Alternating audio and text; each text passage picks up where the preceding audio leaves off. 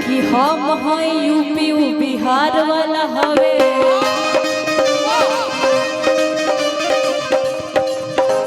South के hero से ना हम वाला हवे।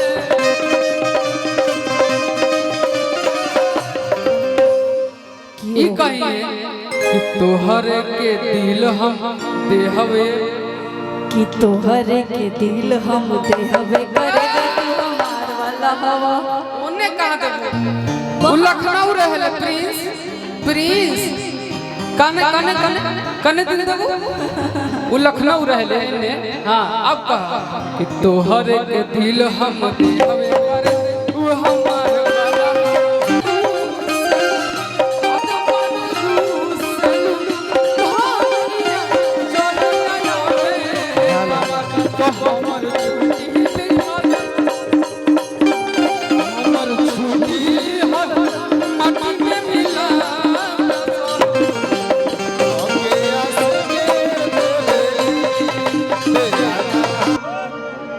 जैसन सोचले रहनी ओइसन भी गुज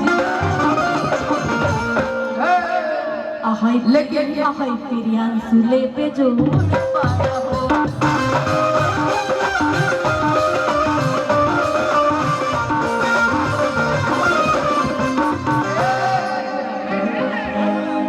प्रियांशु मेरा ऐसा बड़ा भाई है जो हर वक्त साथ दिया है और आगे भी देगा, ऐसा हमको लगता है।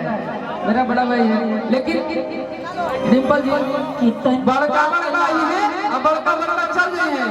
कितनी ताकत वाली अपना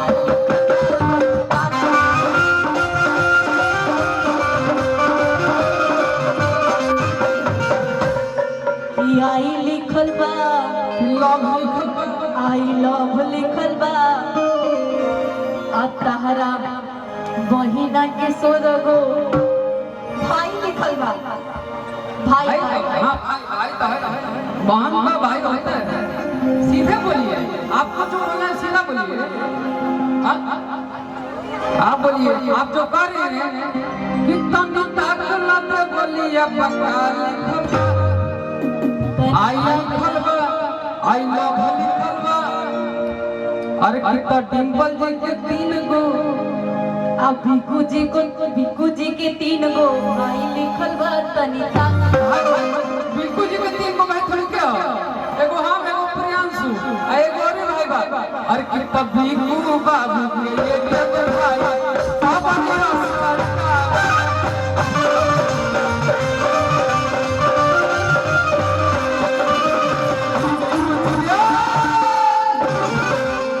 कितना भिक्कू बाबू के तुए को आया। अरे प्रियांशु भिक्कू के तुए को आया। बाबा असटारा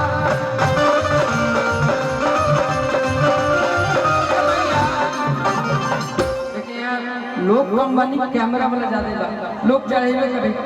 अच्छा पवन सिंह का नाम क्या सुन लिया?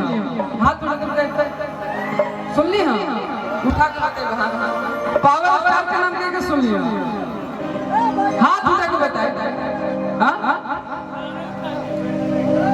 वहां तक सुन लिया? रहुआ बाप रे बाप। इकादर के भिक्कू जी के 16 गो कोची को जुदा। भिक्कू जी के 1 गो भैया पावर स्टार।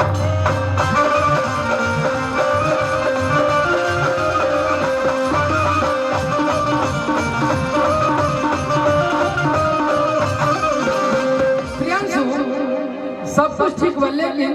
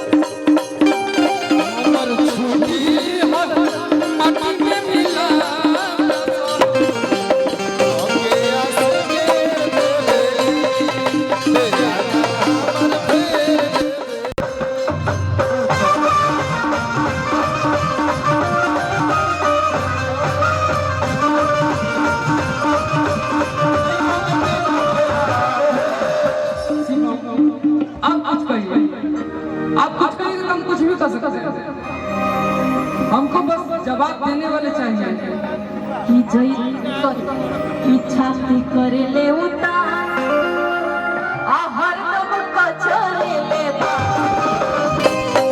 एके बनावा कि छाती करे ले उतार हेलो हर दम कचरे ले चाचा सगरो चलल बचला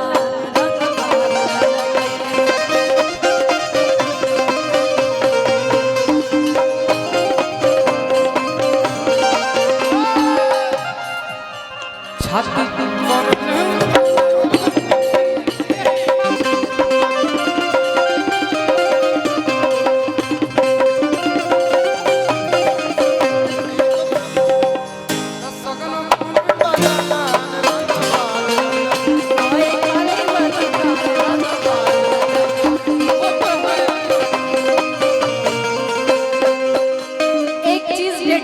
कि हम हैं यूपी बिहार वाला हवे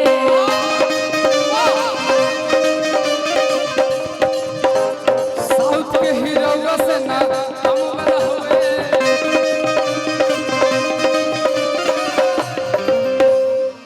ई कहिए कि तोहरे के दिल हम देहवे कि तोहरे के दिल हम देहवे करेगा तू हमार वाला हवा ओने कहां देबो वो लखनऊ रहले प्रिंस